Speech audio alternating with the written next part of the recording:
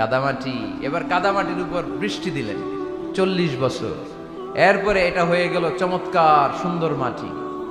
এর উপর আল্লাহ সাইয়েদনা আদম আলাইহিস সালামের 60 হাত লম্বা কায়া বানালেন, দেহ। আদম আলাইহিস সালাম লম্বায় কয় হাত? 60 গজ বা 60 হাত।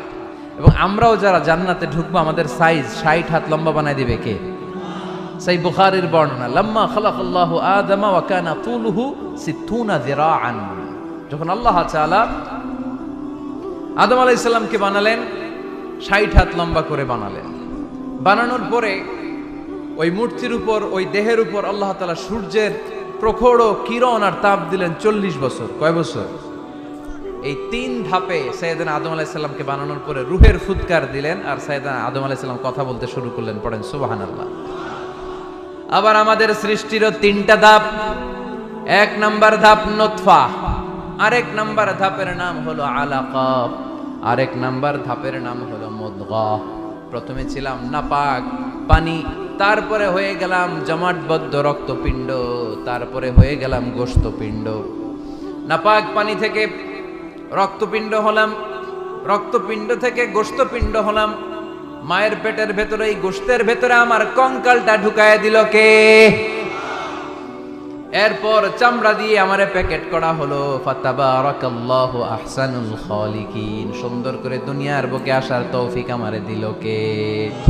ওয়ালাকাদ খালাকনাল ইনসানা মিন সুলালাতিন মিন তিন সুম্মা জাআলনাহু নুতফাতান ফি ক্বারারিন মাকিন ثم خلقنا النطفة علقة فخلقنا العلقة مضغة فخلقنا المضغة عظاما فكسونا العظام لحما ثم أنشأناه خلقا آخر فتبارك الله أحسن الخالقين.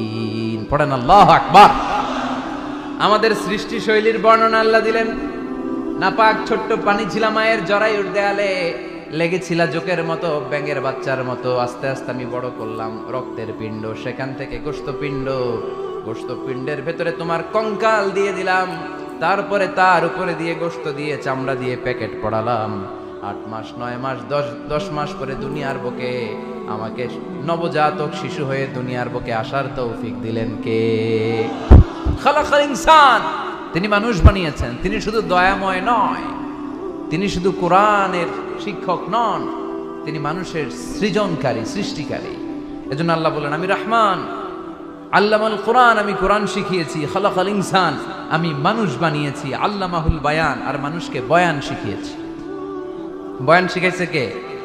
দয়াময় রহমান শেখালেন কোরআন, বানালেন ইনসান, শেখালেন বায়ান। দয়াময় রহমান শেখালেন কোরআন, বানালেন ইনসান, শেখালেন বায়ান। ঠিক কি না? তিনি বায়ান শিখিয়েছেন। এই কথা বলার যোগ্যতা দিয়েছে কে? বিষ্ণু ঈসা ইসলাম যে কথা বলতেন, বয়ান করতেন, শিখাইছে কে? এই যে আমরা কথা বলি বিভিন্ন জন বিভিন্ন ভাষায়, শিখিয়েছে কে? বিষ্ণু ঈসা ইসলাম বলেন, ইন্না মিনাল বায়ানি লা সিহরা। নিশ্চয়ই এই বায়ানের মধ্যে আছে জাদু, বর্ণনার মধ্যে জাদু আছে। কথা বলার মতো, বলতে পারলে মানুষ চাতক পাখির মতো তাকিয়ে থাকে। আছে না নাই? ঘাড় নাড়ায় না, তাকিয়ে থাকে, কারণ এটার মধ্যে জাদু আছে। এটা অনেকদের আছে, যারা বক্তা আলোচক তারা, তাদের মধ্যে এটা আছে। আবার ক্যানভাসার যারা, এদের মধ্যেও আছে। রাস্তায় ওঠেন না 10 টাকা 10 টাকা, নিজের জন্য নেন